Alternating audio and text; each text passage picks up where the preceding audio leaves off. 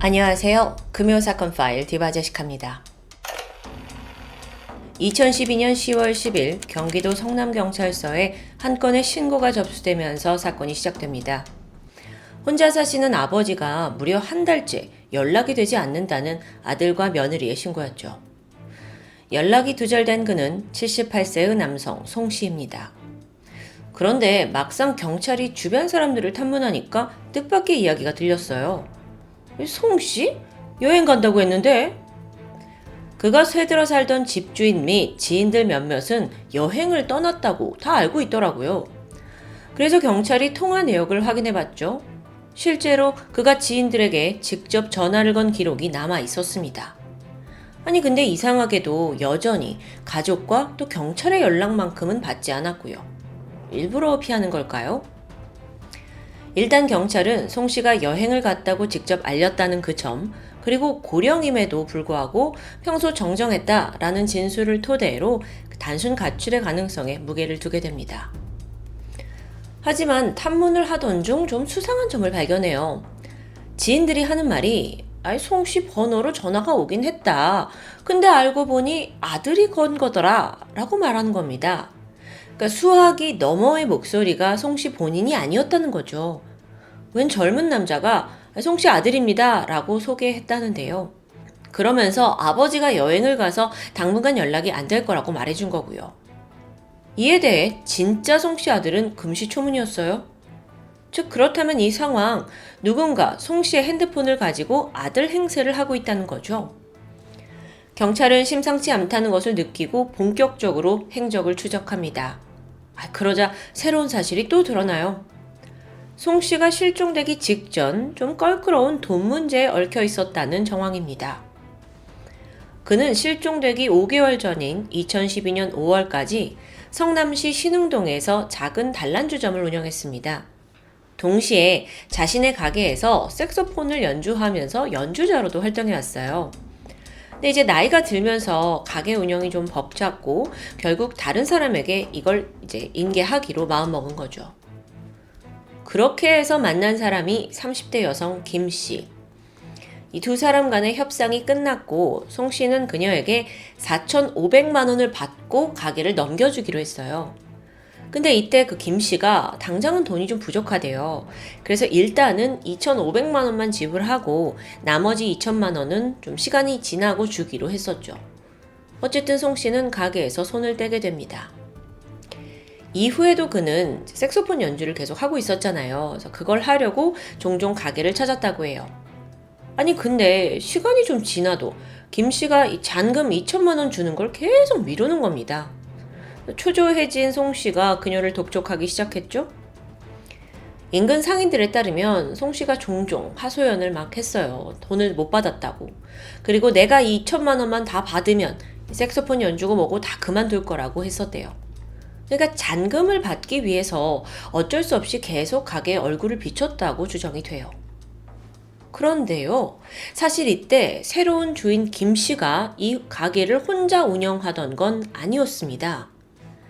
그녀에게는 사실혼 관계이던 40대 남성 박 씨가 있었던 거예요. 잔금 왜 안 주냐, 이 문제로 송 씨와 새로운 주인 김 씨 사이에 갈등이 지속되니까 보다 못해 박 씨, 그러니까 사실혼 관계에 있던 박 씨가 나서요. 그러면서 송 씨한테 내가 조만간 돈을 마련해 주겠다 라고 약속을 했대요. 하지만 그 말은 끝내 지켜지지 않았죠?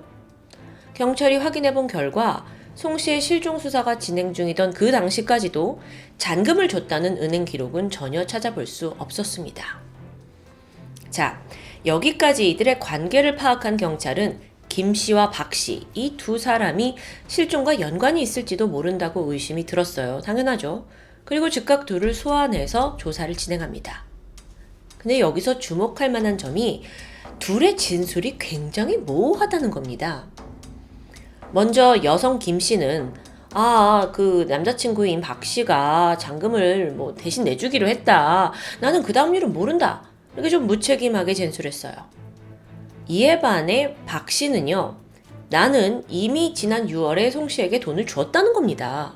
그러니까 더 이상 얽혀있는 금전 관계가 없다는 거죠. 그래서 경찰이 그럼 언제 어디서 돈을 건넸냐라고 집중적으로 추궁했어요. 근데 여기서 현금을 줬다라는 거예요. 그러니까 은행 기록이 없는 거고. 그래서 그 현금을 어디서 뽑았냐? 그 해당 장소 CCTV도 다 확인해봤죠? 근데 둘의 모습이 전혀 나오질 않아요. 근데 이 와중에 박 씨는 또 억울하대요. 아유, 은행 기록이 없는 거는 내가 억울하다. 현금으로 다 준 거다. 난 영수증을 못 받았다. 이 주장을 굽히지 않습니다. 물론 경찰은 그를 강하게 의심했지만 이게 심증만으로 검거할 순 없죠. 경찰이 좀 더 확실한 증거를 찾기 위해 이번엔 박 씨의 통화 기록을 살피게 돼요. 그리고 이때 눈에 띄는 사항이 하나 있었죠.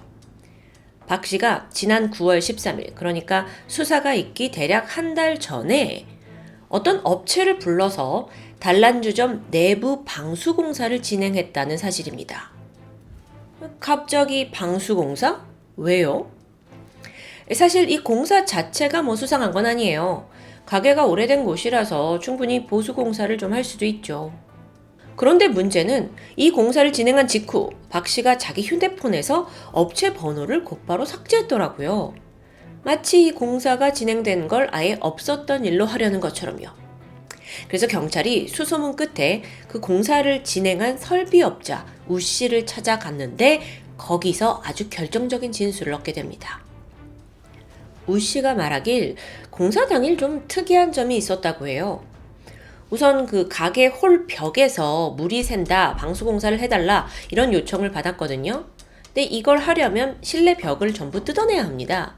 그래서 먼저 벽 다 제거하고 이제 다시 마감을 하려던 찰나 박 씨가 좀 생소한 부탁을 해왔죠.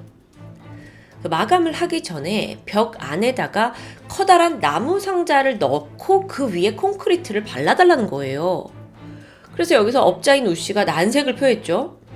아니, 나무 상자가 너무 커요. 그래서 벽에 넣으면 그 부분이 튀어나올 수 있으니까 미관상 좋지 않을 것 같은데? 하지만 여기서 박 씨는 개의치 않아 했습니다. 그래서 우 씨도 궁금해졌죠. 아니, 도대체 이 박스가 뭐길래 그렇게 넣으려고 하는 거냐 했더니 박 씨가 말하길 물을 빨아들이는 방습제를 가득 채운 거라고 대답했어요. 여기에 자기가 웃돈을 얹어줄 테니까 내가 요청한 대로 공사를 좀 진행해 달라고 부탁했고요. 사실상 우 씨 입장에서는 딱히 거절할 이유가 없죠. 미관상 안 좋은 것도 다 그쪽 일이니까. 그래서 결국 의문의 상자는 벽 안에 매장이 되었다는데요. 공사가 진행되는 그날 박 씨는 단 한 번도 자리를 뜨지 않고 내내 그 상자를 지켜봤습니다. 게다가 주변에다가 막 칙칙칙칙 방향제를 뿌리면서 아유 냄새 좀 안 나게 잘 부탁해요 라고 당부했고요. 사실 우 씨는요 수많은 설비 공사를 하면서 벽에다가 나무 상자를 넣는 건 생전 처음 겪는 일이었어요. 그러니 그날의 일을 똑똑히 기억하고 있었고요. 수상하죠. 경찰이 즉각 가게로 출동을 해서 벽 안에 숨겨진 그 나무 상자를 찾기 시작했습니다. 보니까 정말 수상하게 툭 튀어나온 벽 한쪽이 있더라고요. 바로 뜯어내기 시작했죠. 그러자 가로 113cm, 세로 40cm, 높이 한 80cm 정도 되는 나무 상자가 등장합니다. 근데 이게 완전히 거의 밀폐된 수준이에요. 모서리에는 꼼꼼하게 실리콘이 다 발라져 있고 곳곳에 못질이 막 되어 있고요. 약간 관짝 같기도 한 이 수상한 상자. 경찰은 조심스레 뚜껑을 열었습니다. 그 안에서는 여행용 가방이 발견되었죠. 그리고 가방 안에는 비닐에 쌓여있는 송 씨의 시신이 있었습니다. 11월 13일 경찰은 박 씨를 체포합니다. 시신도 나왔고 그걸 직접 업자시켜서 벽에 유기한 정황까지 이거 빼박이에요. 그렇게 박 씨를 추궁하니까 그도 머지않아 살인을 자백하게 되는데요. 그 진술에 따르면 그가 송 씨를 살해한 날짜는 9월 6일이었습니다. 그날 저녁 6시 두 사람은 가게에서 단둘이 만났습니다. 그리고 박 씨에 따르면 잔금 2천만 원이 남아있잖아요. 그 중에 1,700만 원을 자기가 현금으로 건넸대요. 자, 그러자 송 씨가 아니 나머지 300만 원은 왜 안 주냐 했겠죠. 그러니까 박 씨가 그거는 내가 이 가게를 좀 운영하다 보니까 가게에 스프링클러가 꼭 필요해서 내가 그걸 설치하는 데 썼다. 좀 그런 돈이니 좀 빼달라 라고 했다는 거예요. 근데 이거는 사실 이제 박 씨 입장에서는 전 주인이 고치지 않아서 생긴 문제니 내가 좀 고쳤으니까 그냥 1,700만 원 퉁 치자라는 거죠. 여기에 송 씨가 말도 안 된다. 원래 돈대로 다 줘라 라면서 화를 냈고요. 곧이어 두 사람의 목소리가 높아지기 시작합니다. 박 씨의 주장에 따르면 이 과정에서 송 씨가 김 씨, 그러니까 박 씨의 그 사실혼 관계에 있는 아내에 대해 모욕적인 발언을 했다고 해요. 거기에 격분한 박 씨가 송 씨 할아버지를 강하게 밀쳤죠. 바닥에 넘어졌는데 여기서 그치지 않고 그의 목을 세게 밟게 됩니다. 잠시 후 이 할아버지가 의식을 잃었어요. 몸에 미동이 없었고요. 하지만 여기서 박 씨는 여전히 분노가 치밀었는지 곧장 주방에 있던 호스를 가져와서 그의 목을 세게 졸라버렸죠. 끝내 송 씨의 숨이 끊어졌고 이후 박 씨는 시신을 비닐로 싸서 노끈으로 묶고는 여행용 가방에 넣어둡니다. 문제는 그 다음이었습니다. 시신을 어떻게 처리해야 할지 모르겠거든요. 일단은 그 여행 가방을 가게 창고에 방치해둔 채 며칠간 영업을 했죠. 근데 그게 냄새가 안 나겠냐고요.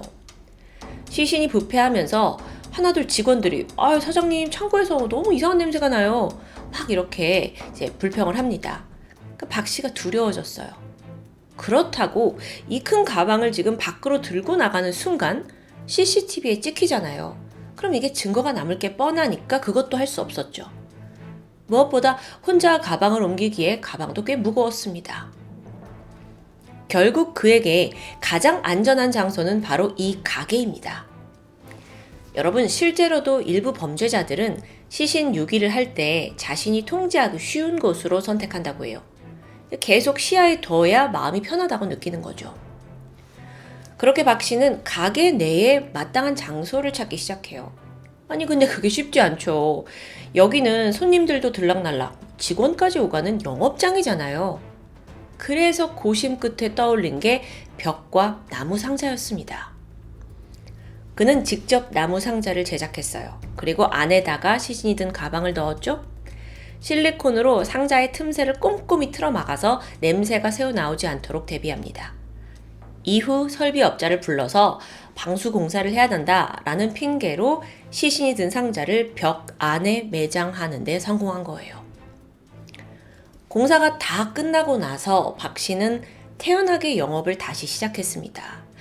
그러니까 이 기간 동안 가게를 찾은 사람들은 자기 등 뒤에 시신이 있는 줄도 모르고 흥겨운 시간을 보낸 게 되겠죠. 한편 그 사이 범인은 수사를 늦추기 위해 또 다른 잔머리를 썼는데요. 미리 송 씨의 휴대폰을 빼돌려서 지인들한테 전화를 걸어서 내가 아들이다 하면서 송 씨가 여행 갔다고 둘러댄 거예요. 그렇기에 진짜 송 씨의 아들은 아버지의 실종을 인지하기까지 무려 한 달이라는 시간이 걸린 거고요. 그 외에도 송 씨가 평소에 이제 연주하던 색소폰 전부 처분하고 송 씨 행세를 하면서 건물주한테 전화를 걸어요. 그리고 아예 사업자 명의를 김 씨 명의로 변경했고요. 그러니까 범행을 은폐하는데 최선을 다했던 겁니다. 결국 그렇게 재판에 선 박 씨는 우발적인 살인이었다라고 주장했습니다. 돈 문제로 말싸움하다가 화 참지 못해서 죽였다고요. 근데 이미 기절한 송 씨의 목을 재차 졸라서 살해한 거잖아요. 이게 좀 의아했죠? 정말 이날 이전에는 전혀 살인의 의도가 없었던 걸까요? 또 애초부터 자기가 1,700만 원을 줬다라는 것도 좀 믿기 힘들어요. 근데 100번 양보해서 박 씨의 주장대로 살인 자체는 우발적이었다고 칠게요. 하지만 홧김에 살인을 저질러 놓고 그 시신을 가게 벽 안에 숨겨놓을 수 있는 사람이 얼마나 될까요? 검찰은 박 씨의 범행이 상당히 계획적이고 잔혹하다고 판단을 했고 결국 그에게 징역 20년형을 구형합니다. 하지만 재판을 거쳐서 박 씨에게는 최종적으로 징역 18년이 선고되었죠. 사실 알고 보니 박 씨가 초범이 아니었어요. 조사를 해보니 그전에도 절도, 사기, 전과 총 12범이라는 게 드러났죠. 물론 그전에 살인 혐의는 없었지만 전과가 있던 살인마에게 18년은 다소 낮은 형량이 아니냐라는 의견도 있습니다. 게다가 잊고 있는 부분이 있습니다. 그 동거녀이자 이 가게의 실제 주인이 된 김 씨는 정말 이 사건에 전혀 관여하지 않은 걸까요? 경찰 또한 공범 혐의가 있는지 수사를 진행했지만 별다른 혐의점은 발견하지 못했다고 전해집니다. 여러분, 벽 안에다가 시신을 매장한다는 사실. 그것도 수많은 사람들이 오가는 공간에 벽 속에 떡하니 시신이 있다는 거는 정말 상상만 해도 섬뜩하죠. 근데 과연 그게 발각되지 않았다면 계속 은폐가 가능했을까 하는 생각이 들었어요. 이 부분에 대해 전문가들은요, 시신은 부패를 하면서 가스를 생성해요. 그리고 그 가스 압력으로 인해서 시신이 부풀게 되죠. 그러면 언젠가 그걸 덮고 있던 나무가 부서지고 콘크리트마저 조금씩 금이 가지 않았을까 예상합니다. 결국 이 모든 건 박 씨의 얄팍한 눈속임이었을 뿐 완전 범죄는 없다는 거죠. 제가 그동안 금사파를 진행하면서 정말 별별 시신 유기 장소를 접해왔습니다. 보통 인적이 드문 논밭, 강가, 우물, 심지어 고무통이나 장독 같은 기상천외한 곳도 있었죠. 하지만 여러분, 결말은 언제나 같습니다. 더 이상 완전 범죄는 불가능하다는 점, 범인들은 이걸 기억해야겠죠. 지금까지 금요사건 파일 디바제시카였습니다.